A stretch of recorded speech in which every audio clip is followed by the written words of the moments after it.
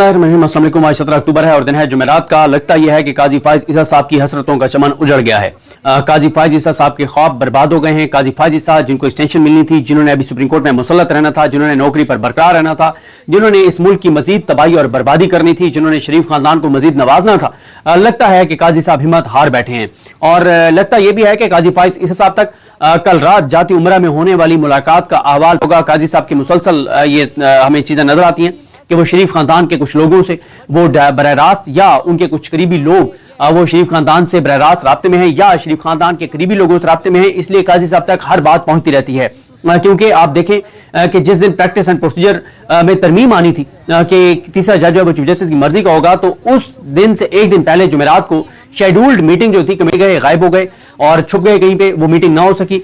अगले दिन जुमे को फिर वफाकी काबीना ने इजलास किया और उन्होंने ऑर्डिनेंस की मंजूरी दी और सदारती ऑर्डिनेंस जारी हुआ और फिर प्रैक्टिस एंड प्रोसीजर एक्ट में तब्दीली हुई और तब्दीली की वजह से फिर अमीनुद्दीन खान साहब को काजी फाइज साहब ने अपने यार को बिठा लिया और मुनीब अख्तर साहब को उस कमेटी से बाहर कर दिया। फिर जो कुछ हुआ वो आप जानते हैं। अब मामला यह है कि कल रात को जाती उमरा में मियां नवाज शरीफ ने बैठक लगाई। मियां नवाज शरीफ के पास गए। इससे पहली वीडियो में मेरे दोस्त फहीम अख्तर मलिक साहब भी उस हवाले से बड़ी अहम तफसीलात अपने व्लॉग में शेयर कर चुके हैं। वो मुझसे भी ज्यादा तफसीलात जो हैं वो फहीम अख्तर साहब ने शेयर की हैं अपने व्लॉग में। तो अब काजी साहब जो हैं वो आज एक तो जो कोर्ट रूम में हमारे रिपोर्टर मौजूद थे, मैं मौजूद नहीं था, हमारे जो कोर्ट रूम में रिपोर्टर मौजूद थे, तीन ने अब तक व्लॉग किया है। सुहेल रशीद साहब ने, मरियम नवाज खान साहबा ने और वसीम मलिक साहब ने। और वसीम मलिक ने और मरियम नवाज खान ने कि काजी साहब आज बहुत डिस्टर्ब थे। काजी साहब आज जो है उनकी बॉडी लैंग्वेज वो नहीं थी जो काजी फाइज ईसा की हुआ करती थी, और बल्कि आज पहली मरतबा काजी फाइज ईसा साहब ने इस बात का अपनी जबान से इंदिया दे दिया है कि 25 को वो घर जा रहे हैं, क्योंकि कल रात को बात नहीं बनी।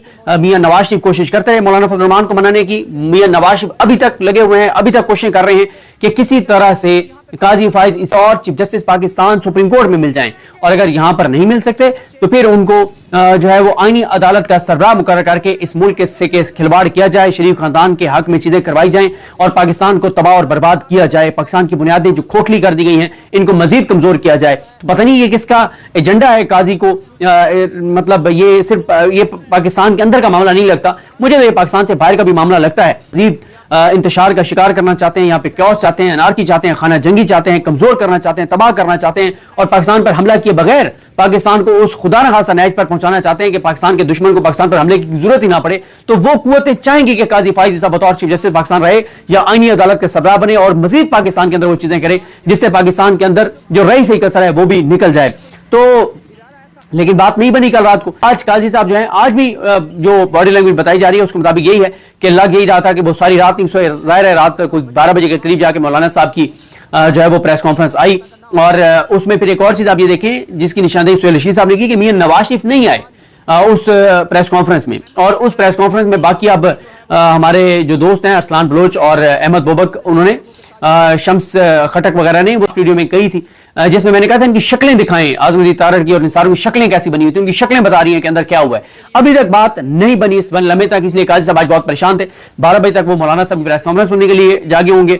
उसके बाद फिर जब उनको बताया गया होगा कि सर सॉरी, रात काजी साहब को ऐसे बताया गया होगा जैसे आप फिल्मों और ड्रामों में देखते हैं ना कि कोई ऑपरेट हो रहा होता है तो आईसीयू के बाहर जो है वो बैठे होते हैं लवाहिकीन और डॉक्टर अंदर से आता है और वो सबसे दुखी सीन होता है उस ड्रामे या फिल्म का, जब डॉक्टर या लीड डॉक्टर अंदर से आते हैं और आके और लवाहिकीन को सिर्फ एक लफ्ज कहते हैं सॉरी, और साथ ही फिर रोना धोना शुरू हो जाता है। ड्रामों की बात कर रहा हूँ, वैसे जाहिर है अल्लाह ताला सबको अपनी मान में रखे। सीरियस अगर आप बात करें तो उसमें भी यही होता है, एक तकलीफ दे सूरत हाल होती है फैमिली मेंबर्स के लिए जब उनको पता चलता है जो अपना था वो इस दुनिया में नहीं रहा। तो काजी साहब को भी बहुत लगता है दुख और तकलीफ पहुंचा जब उनको बताया गया कि आप की एक्सटेंशन का जो ख्वाब था वो जिंदा नहीं रहा, और लफ्ज सॉरी जो कहा गया होगा रात तो काजी साहब को उसके बाद फिर कहाँ 4-6 घंटे नींद आई होगी।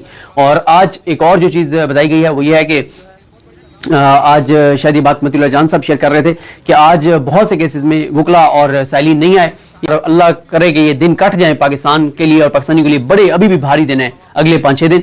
गोगे काजी फाइज साहब के जो वर्किंग डेज रह गए वो टोटल 5 रह गए। एक कल जुमे का दिन और आगे फिर सोमवार से जुमेरात और फिर 25 अक्टूबर जुमा 10:30 बजे फुल कोर्ट रेफरेंस है, उससे पहले 9:30 से 10:30 बजे तक आज सब केसेस सुनेंगे, लेकिन बस वो तो फिर अब तो घंटों की गेम शुरू हो जाएगी। अब तो थोड़ी 1-2 दिन बाद हम आपको बताते रह गए, अब तो घंटों की बात रह गई है। तो काजी साहब की जी हसरतों का चमन उजड़ गया है और सब कुछ बर्बाद हो गया। आज की जो दरखास्त काजी साहब के सामने थी, ये 6 वकला की दरखास्त थी और ये बड़ी अहम दरखास्त थी, लेकिन वो दरखास्त उन्होंने वापस ले लिया। ये वकला कौन से थे? ये थे जनाब आबिद जुबैरी साहब, शफकत महमूद चौहान साहब और शहाब सरकी, चौधरी इश्तियाक खान, ताहिर फराज अब्बासी और मुनीर अहमद काकड़। और इनकी ये दरखास्त थी जो मुजवजा आईनी तरमीम है, उनको उन्होंने चैलेंज किया था और उन्होंने कहा था इसको रोके। इन्होंने अपनी दरखास्त में बताया था कि ये कैसे पाकिस्तान के ऊपर बराह रास्त हमला है, पाकिस्तान की अदलिया के ऊपर बराह रास्त हमला है, पाकिस्तान की अदलिया की आज़ादी के ऊपर ये आईनी तरमीम हमला है।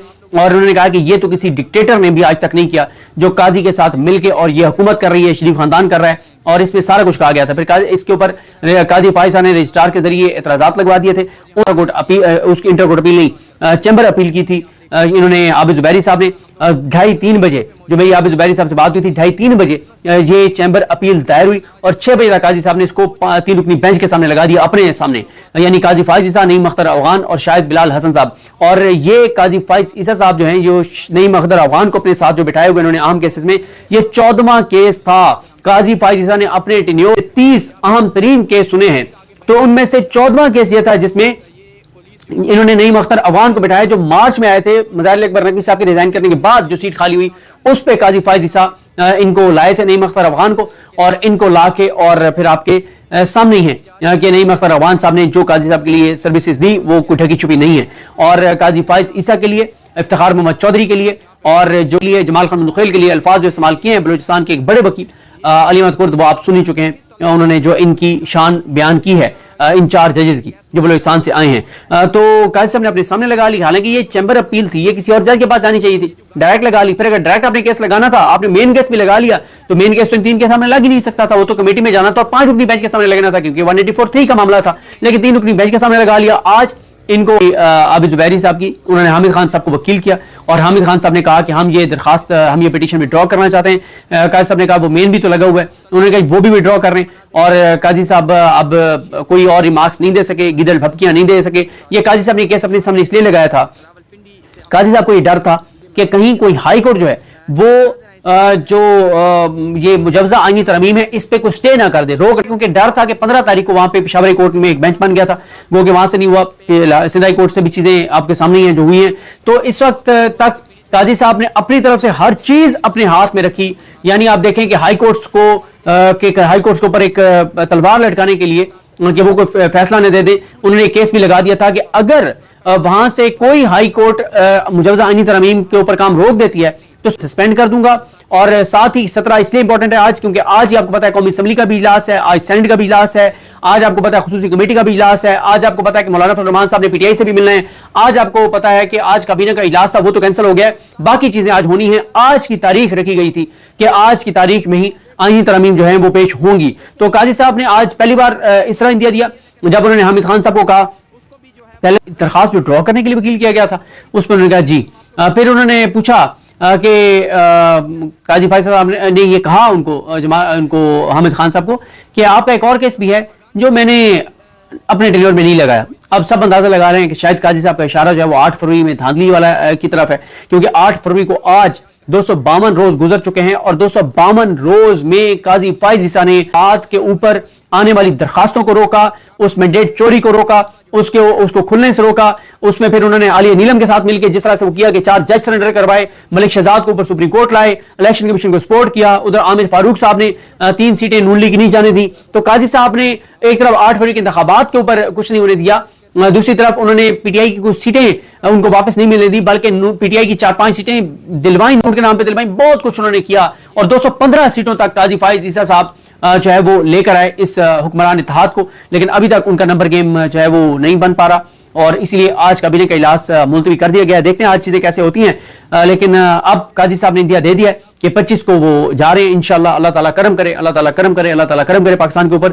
तो आज पहली बार काजी फाइज साहब ने कहा, इससे पहले एक बार रिपोर्ट में उन्होंने ये कह दिया कि वो एक्सटेंशन नहीं लेंगे। तो काजी साहब ने एक प्रेस रिलीज जारी किया था और प्रेस रिलीज जारी करके कहा था कि मैंने हरगिज ये नहीं कहा, बल्कि उन्होंने कहा था कि अगर سب ججز کو ایکسٹینشن ملے گی تو میں لوں گا. میں نے یہ کہا کہ میں خود اکیلا نہیں لوں گا, اکیلی ہو بھی نہیں سکتی تھی, وہ یہی تھا کہ سب کے ساتھ مل کے جو ہے وہ ان کو ایکسٹینشن دی جائے. تو لگتا یہ ہے کہ قاضی صاحب تک, جیسے میں نے شروع کیا تھا کہ خبر پہنچ گئی جاتی عمرہ کی, تو قاضی صاحب آج بہت ڈسٹرب تھے. اللہ تعالیٰ قاضی صاحب کو صبر, قاضی صاحب کے جو حامی ہیں, جو ان کے ترجمان ہیں صحافی, اللہ تعالیٰ ان کو صبر دے. اور ہمارے جو صحافی دوست ہیں ان کا تو زیادہ خیال رکھنا پڑے گا کہ خدا نہ خواستہ کوئی صرف نہ کھا لے, کوئی خودکشی نہ کر لے.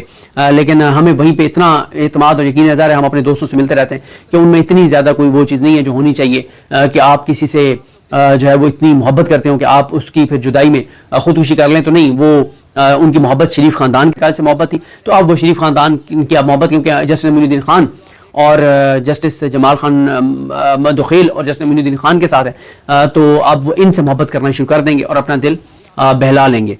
تو وہ صرف بظاہر یہ شو کراتے ہیں کہ ان کی زندگی اور ان کا دار و مدار سب کچھ, ان کی خوشیوں کا دار و مدار جو ہے وہ قاضی فائز عیسیٰ پر ہے. نہیں, ان کا سب کچھ ان کا شریف خاندان سے چینج کر لے گا. توجہ کا مرکز انہوں نے آلریڈی بنا لیا, معین الدین خان کو, نعیم اختر افغان کو, جمال خان مدخیل کو. تو ان تین کے ساتھ جو ہے وہ اب محبت شروع کر دیں گے. اور بھی کچھ جج مل جائیں گے, عدالت سے مسرت علی صاحبہ موجود ہیں, صدر طارق مسعود موجود ہیں, مظہر علمی خیل موجود ہیں, محبت کرنے کے لیے بہت نام موجود ہیں. تو دیکھتے ہیں جی چیزیں کیسے آگے بڑھتی ہیں. باقی آج اپڈیٹس کریں گے, مجھے اپنی دعا میں یاد رکھیں. اللہ کریم ہم سب کا حامی ناصر. اللہ حافظ.